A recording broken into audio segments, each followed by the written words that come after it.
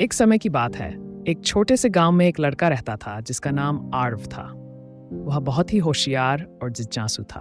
उसे हमेशा नई नई जगहों की खोज करने और रहस्यमयी चीजों को जानने की इच्छा रहती थी। गांव के पास ही एक घना जंगल था जिसे लोग चमत्कारी वन कहते थे।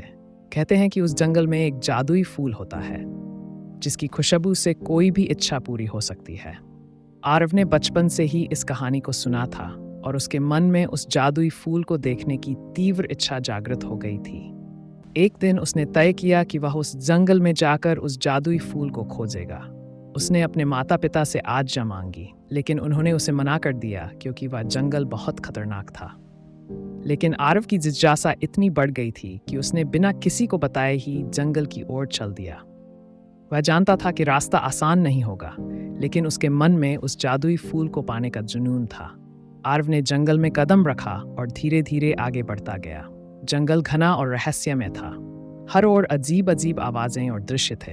अचानक उसे एक विशाल वृक्ष दिखा जिसके पास एक बूढ़ा आदमी बैठा था। वह बूढ़ा आदमी जादुई शक्तियों का धनी था और उसने आरव की मनोकामना को भांप लिया। तुम यहाँ क्यों आए हो बालक? बूढ़े ने पूछा। मैं उस जादुई फूल की खोज में आया हूं जो हर इच्छा पूरी करता है, आरव ने उत्तर दिया। बूढ़े ने मुस्कुराते हुए कहा, तुम्हारी यात्रा कठिन और खतरों से भरी होगी, लेकिन अगर तुम्हारे मन में सच्ची निष्ठा और साहस है तो तुम जरूर सफल होगे। मैं तुम्हें 3 जादुई वस्त्र देता हूं जो तुम्हारी मदद करेंगे। बूढ़े ने आरव को एक जादुई लैंप, एक अदृश्यता का कपड़ा और एक सुरक्षा ताबीज दिया। आरव ने बूढ़े का धन्यवाद किया और अपनी यात्रा जारी रखी। जैसे ही वह आगे बढ़ा, उसे कई बाधाओं का सामना करना पड़ा। पहले उसे एक विशाल गुफा मिली जिसमें एक भयानक राक्षस रहता था। आरव ने अदृश्यता का कपड़ा पहन लिया और बिना देखे ही गुफा के अंदर चला गया। उसने देखा कि राक्षस सो रहा है और उसने चुपचाप गुफा के दूसरी ओर पहुंचकर अपनी यात्रा जारी रखी। कुछ समय बाद आरव एक अंधेरी घाटी में पहुंच गया। वहां बिल्कुल भी रोशनी नहीं थी और हर ओर अंधेरा था।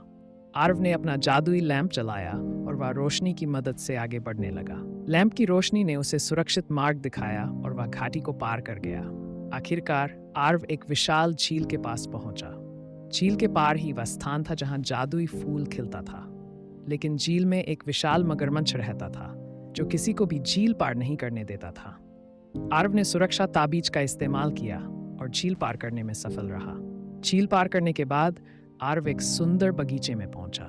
वहां की सुगंध और दृश्य बहुत ही अद्भुत थे। बगीचे के बीचों बीच वह जादुई फूल खिला हुआ था।